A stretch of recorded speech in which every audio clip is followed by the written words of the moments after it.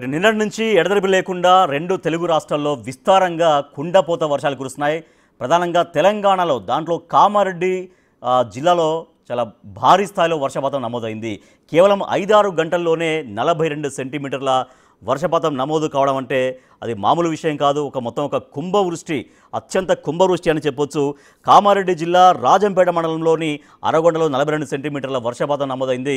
So మిగతా దాని సమీప మండలాల్లో చాలా చోట్ల 20, 25, 28 ఆ స్థాయిలో వర్షపాతం నమోదైంది. సో మరి ఇంత భారీ స్థాయిలో ఎందుకు ఒకే చోట ఒక కుంభవృష్టి అంటే ఒక కుండతో పోసినట్టుగా అత్యంత కుంభవృష్టి ఎందుకు కురుస్తుంది? సో క్లౌడ్ బరస్ట్ అంటే ఈ స్థాయిలో ఉంటుందా అన్నటువంటి ఒక ఆశ్చర్యం అనేది ఇవాళ జనంలో కనిపిస్తుంది. ఎందుకంటే ఇంతవరకు అంత భారీ స్థాయిలో వరదలు, వర్షాలు మేము ఎప్పుడు కని విని ఎరగలేదు, అసలు ఎప్పుడు చూడలేదంటూ కూడా కామారెడ్డి జిల్లా ప్రజలు చెబుతున్నటువంటి పరిస్థితి. సో చాలా చోట్ల మొత్తం అక్కడ ఫస్ట్ ఫ్లోర్ వరకు, చాలా కాలనీలో ఫస్ట్ ఫ్లోర్ వరకు వరద రావడంతో అందరూ సెకండ్ ఫ్లోర్కి, థర్డ్ ఫ్లోర్కి వెళ్తున్నారు.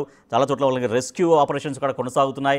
పోలీసులు ఎవరైతే వరదలో చిక్కున్నారో వాళ్ళందరినీ కూడా తరలించే ప్రయత్నం చేస్తున్నారు. ఒక ఇంటిపై నుంచి ఒక ఇంటికి నిచ్చెనలు వేసి కూడా కొంతమందిని రక్షించే ప్రయత్నం చేస్తున్నారు. సో మరి ఇంత భారీ స్థాయిలో కేవలం కొద్ది గంటల్లోనే ఇంత వర్షపాతం ఎట్లా నమోదైంది? ఇది మరింత ప్రమాదకరంగా మారే అవకాశం ఉంటుందా, లేదంటే మెల్లగా వాతావరణ మార్పుల ద్వారా శాంతించే అవకాశం ఉంటుందా మనం తెలుసుకుందాం. ప్రస్తుతం మనతో లైవ్లో జాయిన్ అవుతున్నారు సైంటిస్ట్ శ్రావణి గారు, వాతావరణ శాఖ సీనియర్ అధికారిని వారు. నమస్తే అండి శ్రావణి గారు. నమస్తే అండి శ్రావణి గారు, కామారెడ్డిలో మనం చూస్తున్నాం 42 సెంటీమీటర్ల వర్షపాతం అంటే అది అసలు ఇంతవరకు కనివిని ఎరగని రీతిలో ఎప్పుడు కూడా మేము చూడలేదు అంటూ కామారెడ్డి జిల్లా ప్రజలు వాళ్ళ భయాందోళనలో చెబుతున్నటువంటి మాట. సో ఎందుకు ఒక్కసారిగా కేవలం కొద్ది సమయంలోనే, ఒక 5-6 గంటల్లోనే ఈ స్థాయి వర్షపాతం నమోదు ఎందుకైందంటారు? మనకి ఈ బంగాళాఖాతంలో ఏర్పడిన అల్పపీడనం అనేది మనకి పశ్చిమ వాయువ్య దిశగా మూవ్ అవుతున్నప్పుడు, దీంతో పాటుగా అరేబియా సముద్రంలో కూడా మాయిశ్చర్ మనకి పూర్తిగా తెలంగాణ రాష్ట్రం మీదుగా ఉండడం వల్ల పూర్తిగా పశ్చిమ తెలంగాణ జిల్లాల్లోని గత 24 గంటల్లోని మనకి భారీ వర్షపాతం నమోదవడం జరిగింది. మనం నిన్న చూసుకున్నట్లయితే కామారెడ్డి జిల్లాలో దాదాపుగా 25 సెంటీమీటర్ల వర్షపాతం నమోదవడం జరిగింది. అలాగే ఈ రోజు కూడా కొన్ని గంటల వ్యవధిలోనే మనకి మొత్తం 5 నుంచి 6:30 గంటల లోపలనే దాదాపుగా 40 సెంటీమీటర్ల వరకు వర్షపాతం అనేది నమోదవడం అయితే జరిగింది. ముఖ్యంగా మనకి కామారెడ్డి జిల్లాలోని రాజంపేట మండలంలోని అత్యధిక వర్షపాతం నమోదవడం జరిగింది. మనకి క్లౌడ్ బరస్ట్ కూడా అంటే దాదాపుగా గంటలోనే మనకి 10 సెంటీమీటర్ల కంటే అధికంగా వర్షపాతం నమోదవడం వల్ల దీనికి భారీ వర్షపాతం నుంచి అత్యంత భారీ వర్షపాతం అయితే నమోదవడం అయితే జరిగింది. ఇదే విధమైన వాతావరణం మనకి ఈరోజు ఒక్కరోజు కొనసాగే అవకాశం అయితే కనిపిస్తూ ఉంది.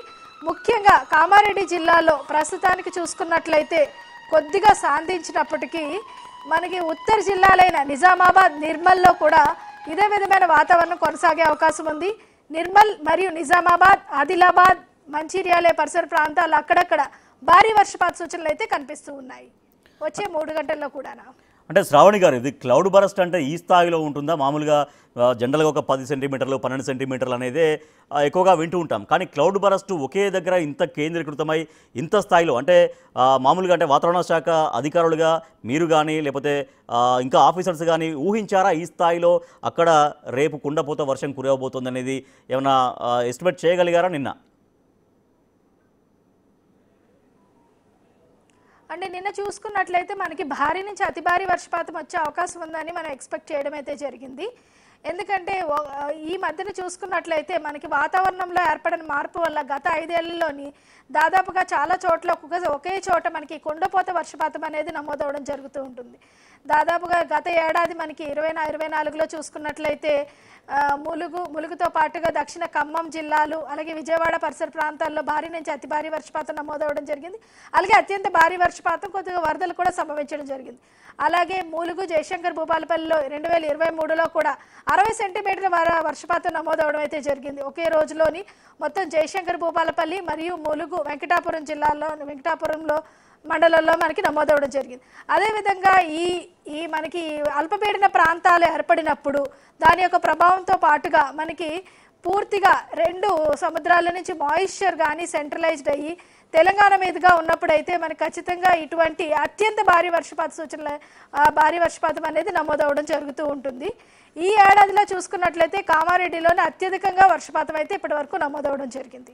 అంటే శ్రావణి గారు, బంగాళాఖాతంలో ఏర్పడినటువంటి అల్పపీడనం ప్రభావంతో క్లౌడ్ బరస్ట్ ఏర్పడుతుందని చెప్తున్నారు, అంటే క్లౌడ్ బరస్ట్ అవుతుందని చెప్తున్నారు. క్లౌడ్ బరస్ట్ అనేది కేవలం అంటే ఒకటి రెండు ప్రాంతాలకే ఎందుకు పరిమితం అవుతుంది? అంటే బంగాళాఖాతంలో ఏర్పడే అల్పపీడనం అనేది మొత్తం ఒక విస్తారంగా ఒక ప్రాంతానికి ప్రాంతమే కొన్ని వందల కిలోమీటర్లు ఎందుకు ఆ ఎఫెక్ట్ కనిపించదు? కేవలం ఒకటి రెండు చోట్ల మాత్రమే ఎందుకు కేంద్రీకృతమై ఉంటుంది ఈ క్లౌడ్ బరస్ట్ అనేది? ఒకటి చోట అంటే ఈ మనకు అల్పపీడన ప్రాంతం వల్ల దాదాపుగా మనకి 2 రాష్ట్రాల్లో కూడా గత 2 రోజుల్లో చూసుకున్నట్లయితే విస్తారంగా వర్షాలు కనిపిస్తూ ఉన్నాయి, కురుస్తూ ఉన్నాయి. ముఖ్యంగా ఉత్తర కోస్తాంధ్ర జిల్లాల్లోని, అలాగే నిన్న చూసుకున్నట్లయితే మనకి కామారెడ్డిలోని 1-2 చోట్ల, అలాగే కొత్తగూడెం, ఈ పరిసర ప్రాంతాలన్నింటిలో కూడా వర్షపాతం అయితే నమోదవడం జరిగింది. కానీ ఈ వాతావరణ పరిస్థితులు, మారుతున్న వాతావరణ పరిస్థితులు, ఈ గ్లోబల్ వార్మింగ్ చూసుకున్నట్లయితే ఒకే దగ్గర కేంద్రీకృతమయ్యి మనకి అత్యధిక వర్షపాతాన్ని ఇస్తున్నాయన్నమాట. అంటే ఏర్పడిన అల్పపీడన ప్రాంతాలే అల్పపీడన ప్రభావం వల్లనే ఏర్పడుతూనే ఒకే చోట అత్యధిక వర్షపాతం అనేది ఏర్పడుతూ ఉంది. చూసుకున్నట్లయితే మనకి కామారెడ్డిలోని చాలా ప్రదేశాల్లోని 20 సెంటీమీటర్ల వరకు వర్షపాతం ఏర్పడినప్పటికీ మనకి రాజంపేట మండలంలో అత్యధికంగా 40 సెంటీమీటర్ల వరకు కూడా వర్షపాతం ఏర్పడింది. ఇదే విధంగా మన గతంలో కూడా కొన్ని ప్రదేశాల్లో అయితే జరగడం అయితే జరిగింది. ఇది మారుతున్న వాతావరణ పరిస్థితులకు ఒకనొక సూచన కింద కూడా చెప్పచ్చు అనమాట. మనకి ఈ పెరుగుతున్న క్లైమేట్ చేంజ్ ఎఫెక్ట్ వల్ల లోకలైజ్డ్ రెయిన్ఫాల్ యాక్టివిటీ అనేది పెరుగుతుంది. అంటే లోకల్ పరిస్థితి ప్రాంతాల్లోనే అత్యధిక వర్షపాతం అనేది ఏర్పడడం అనేది జరుగుతూ ఉందన్నమాట.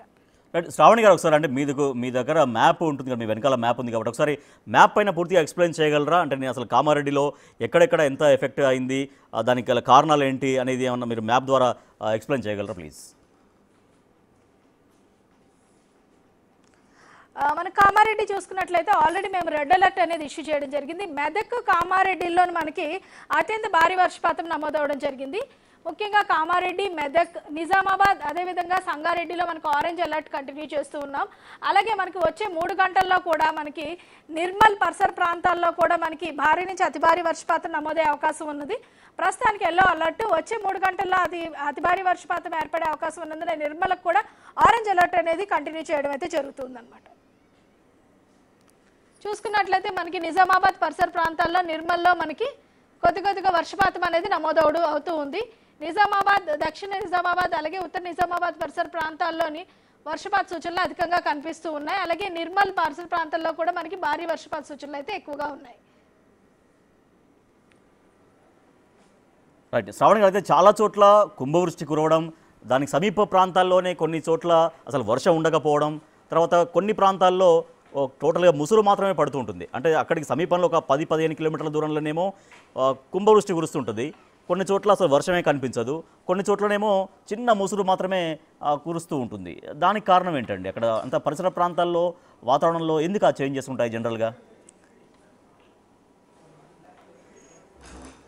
ఈ మారుతున్న వాతావరణ పరిస్థితుల కారణంగానే మనకి ఇందాక చెప్పినట్టుగా వర్షపాతం అనేది లోకలైజ్డ్ అవుతుందన్నమాట. లోకలైజ్డ్ ఇంటెన్స్ స్పెల్స్ కిందకి ఏర్పడడం వల్ల ఏమవుతుందంటే ఒక చోటలోనే అత్యధిక వర్షపాతం నమోదవడం, దాని సమీప ప్రాంతాల్లోని మనకి తక్కువ వర్షపాతం నమోదవడం, ఒకే చోట కుండపోతగా వర్షపాతం నమోదవడం, ఇటువంటి పరిస్థితులు అనేవి ఏర్పడుతూ వస్తూ ఉన్నాయన్నమాట. ఇంకా రానున్న పరిస్థితుల్లో కూడా మనకి వైడ్ స్ప్రెడ్ రెయిన్స్ కాకుండా ఒకేసారి ఇంటెన్స్ రెయిన్స్ ఉండే అవకాశం అయితే అత్యధికంగా ఉండే అవకాశం అయితే ఉంది. ఎస్, అంటే మీరు లోకలైజ్డ్ ఇష్యూస్ అంటున్నారు, అంటే ఇష్యూస్ మీన్స్ లోకలైజ్డ్ ఎఫెక్ట్ వల్ల అనేది అంటున్నారు. సో ఏంటి ప్రధానంగా ఒక వర్షపాతాన్ని ఎఫెక్ట్ చేసేది, ప్రభావితం చేసేటువంటి ఏముంటాయండి అంశాలు ఆ స్థానికంగా ఆ పరిసరాల్లో?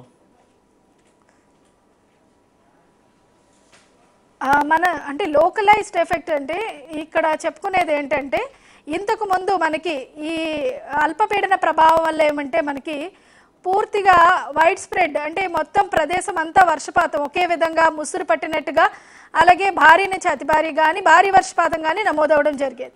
కానీ ఈ గ్లోబల్ వార్మింగ్ కానీ ఈ మారుతున్న వాతావరణ పరిస్థితుల ప్రభావం వల్ల అలాగే మనకి లోకల్గా ఉండే కన్వెక్టివ్ యాక్టివిటీ కూడా ఇంక్రీజ్ అవుతూ ఉండడం వల్ల భూతాప వాతావరణ పరిస్థితులు కూడా ఏర్పడుతూ ఉండడం వల్ల ఆ ప్రదేశంలోనే ఒకే ప్రదేశంలో అత్యధిక వర్షపాతం పడుతూ ఉండడం, అక్కడే అత్యధికంగా మాయిశ్చర్ కంటెంట్ కూడా ఉండడం వల్ల లోకలైజ్డ్గా సిబి కంటెంట్స్ అంటే క్యూములోనింబస్ మేఘాలు కానీ లేదంటే స్ట్రాటో క్యూములస్ క్లౌడ్స్ ఏర్పడి పూర్తిగా కన్వెక్షన్ అనేది ఏర్పడి మనకి ఎక్కువగా వర్షపాతాన్ని అనేది ఇస్తుంది అనమాట.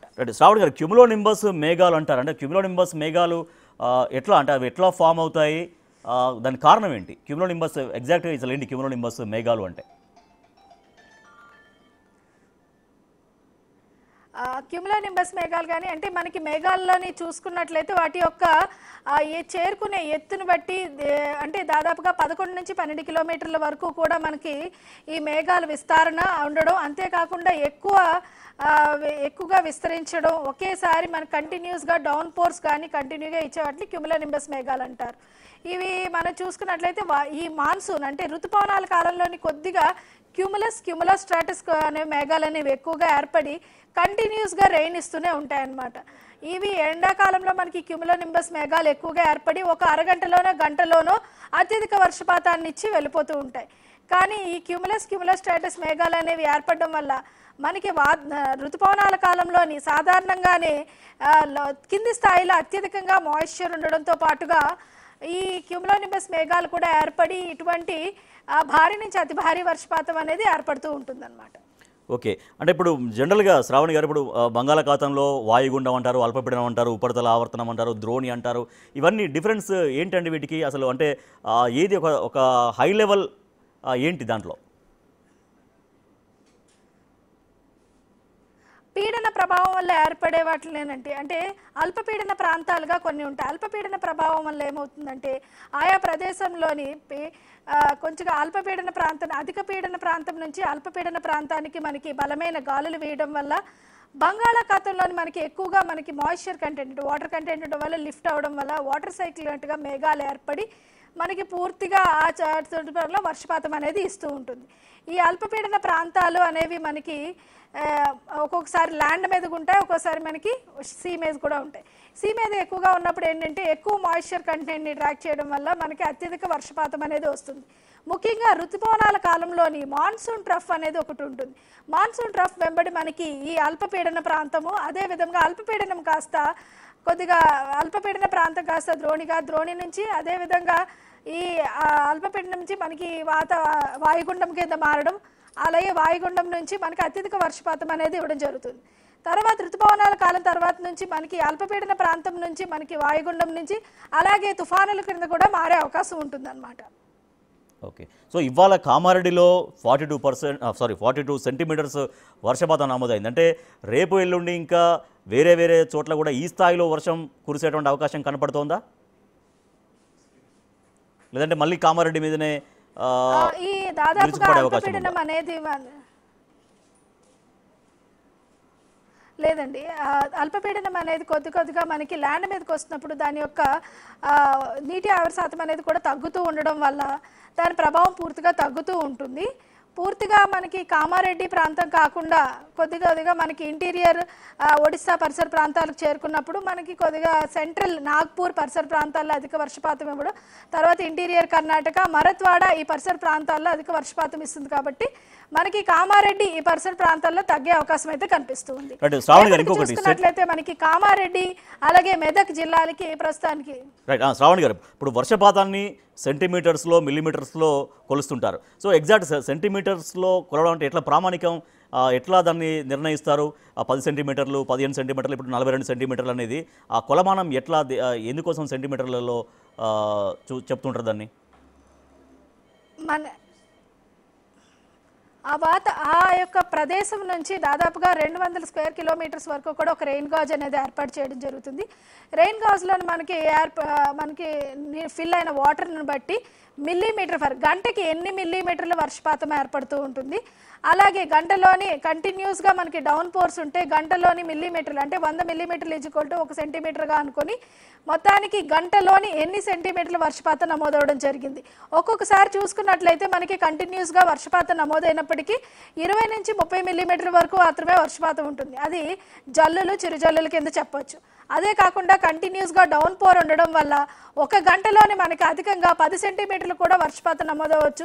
అటువంటి పరిస్థితులు మనం క్లౌడ్ బర్స్ట్ కండిషన్స్ అంటాం. Right, thank you so much Shravani garu. ఇక క్లౌడ్ బరస్ట్ జరగడంతో ఇంత భారీ స్థాయిలో వర్షపాతం నమోదవుతోంది. సో రేపు ఎల్లుండి కూడా ఇదే స్థాయిలో వర్షాలు కురిసే అవకాశం ఉందని చెబుతున్నారు. అత్యంత భారీ వర్షాలు కురిసే అవకాశం ఉంది. ప్రధానంగా తెలంగాణలో చాలా జిల్లాలకి రెడ్ అలర్ట్స్, ఆరెంజ్ అలర్ట్, తర్వాత జారీ చేసే red alert, orange alert, yellow alerts జారీ చేశామని చెబుతున్నారు. కాబట్టి ప్రజలైతే అప్రమత్తంగా ఉండాలి. బట్ 2-3 రోజుల తర్వాత కొంచెం ఈ ప్రభావం తగ్గే అవకాశం ఉంది అని కూడా వాతావరణ శాఖ అధికారులు చెబుతూ ఉన్నారు.